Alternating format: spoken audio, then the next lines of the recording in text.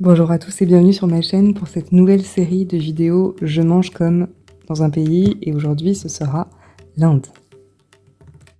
Comme je ne cuisine pas indien au quotidien, j'ai cherché sur internet des plats typiques qu'on pouvait retrouver par exemple pour le déjeuner, le petit déjeuner. Donc d'après mes recherches très poussées, pour le petit déjeuner, j'ai fait des œufs brouillés. J'ai essayé d'adapter aussi à ce que je mangeais au quotidien parce que je mange en plus végétarien, donc il y a cette contrainte. Ensuite, le dîner, un tali et le midi, un dalle de lentilles corail au lait de coco. Donc je pars pour faire les courses parce qu'il y a beaucoup d'épices, notamment des graines de moutarde, du safran, des choses que j'avais absolument pas dans mes placards. Et là, on commence donc avec les œufs brouillés version indienne. C'est ce que je mange tous les matins, donc j'étais ravie. Et c'est une version un petit peu plus twistée. Donc j'ai remarqué que dans les recettes indiennes, il y avait beaucoup de piment vert. Et j'ai beaucoup apprécié ça. De l'oignon rouge là notamment, des petits dés de tomates et beaucoup de coriandre aussi. Alors on aime ou on déteste la coriandre, moi j'adore, je trouve ça incroyable.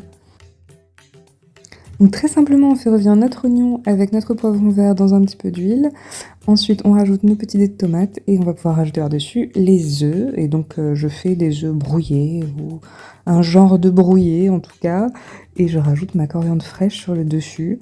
C'est ni plus ni moins des œufs brouillés twistés et franchement c'est pas mal. Là, je vais faire un chai latte. Donc, il y a plusieurs façons de faire le chai latte. En gros, c'est un thé noir avec des épices. Donc, il y a de la badiane, de la cannelle. On peut mettre pas mal de choses dedans. Et j'ai mis du lait de soja. J'ai particulièrement apprécié cette version des œufs brouillés avec du piment, des oignons, de la tomate. Ça reste relativement simple.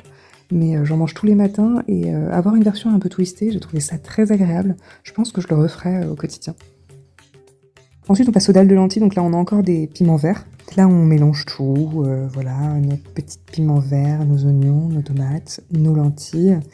J'ai cramé le fond de la casserole. C'est pour ça que vous verrez un autre plan avec une casserole plus petite.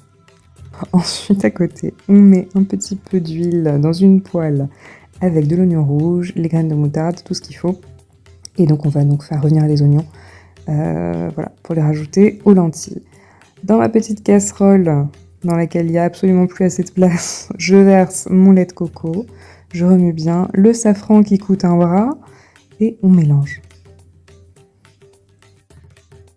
Donc je connaissais déjà les dalles de lentilles, mais j'ai trouvé que c'était une recette très agréable avec plein de saveurs, et ça reste un plat réconfortant que je pense refaire au quotidien. Ensuite, pour le soir, j'ai fait un thali. Donc un thali, j'ai découvert ce que c'était. C'est un plateau indien sur lequel on met plein de petits plats différents. Donc dans un premier temps, j'ai fait un genre de sauce très fraîche à la menthe avec du yaourt grec. Donc un petit peu de sel parfumé avec du paprika et du jus de citron vert. Et c'était très bon. Celui-ci, je pense que je vais le garder parce qu'avec des petits naans, c'est incroyable franchement. Donc comme je le disais, je cuisine pas indien au quotidien, donc c'est des recettes que j'ai trouvées sur internet, que j'ai un peu retwistées pour certaines, d'autres non, je mettrai tous les liens en barre d'infos. Ensuite, je vais passer à la réalisation des naans maison. J'étais très intriguée de savoir si j'allais pouvoir en faire. J'ai pas le four spécial qui est utilisé, mais on se rapproche quand même pas mal de ce qu'on peut trouver dans les restaurants indiens et de ce qu'on peut attendre quand on déguste un naan. Donc je garde cette recette précieusement et je vous la mets en barre d'infos également.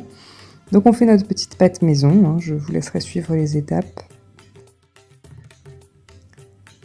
Là, on voit qu'elle commence à se décoller des parois, c'est plutôt bon signe. J'ai un robot qui est pas top pour le pétrissage, mais il a quand même fait le taf. Je crée une étuve comme je peux dans mon four. Et donc là, après la pousse, on peut voir qu'elle a bien doublé, voire triplé de volume, donc c'est tout à fait ce qu'on attend.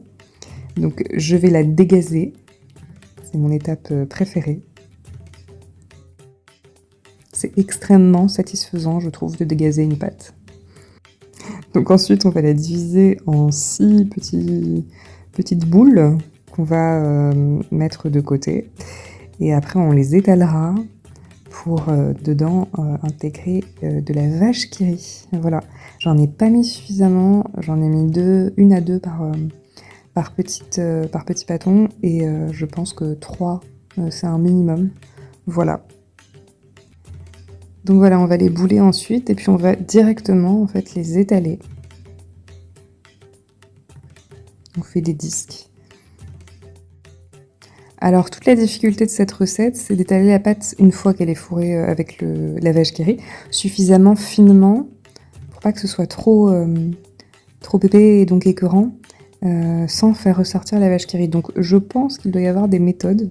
Voilà, là moi je la refais, mais on voit que c'est trop épais en dessous. Donc ça m'a fait des nanes un petit peu épais. Honnêtement, c'est la seule chose que je pouvais leur reprocher, sinon le goût y était et c'était vraiment pas mal.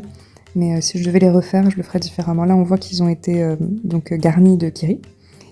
Et pour limiter les dégâts, et ben j'étale pas suffisamment et ça me fait des gros nanes, quoi. Voilà. Donc ensuite, on passe à la cuisson, poêle très chaude, à peine 1 à 2 minutes, 1 minute sur le premier côté, quelques secondes sur l'autre. Et à la sortie, on peut étaler du beurre fondu avec de l'ail et de la coriandre, c'est incroyable. Et donc voilà, dans mon tali, donc j'aurai mes nanes maison, ma petite sauce à la menthe, le dal de ce midi et du riz basmati. Pour résumer, j'ai vraiment apprécié manger comme en Inde pendant une journée. Les petits points noirs que je pourrais relever, c'est qu'il y a quand même beaucoup de glucides, notamment avec le riz, de gluten dans la pâte à nane, de choses que je mange plus vraiment au quotidien. Mais en termes de saveur et de découverte, c'est vrai que c'était très agréable et j'avais vraiment la sensation d'être dépaysée et c'est précisément ce que je recherchais à travers ces vidéos.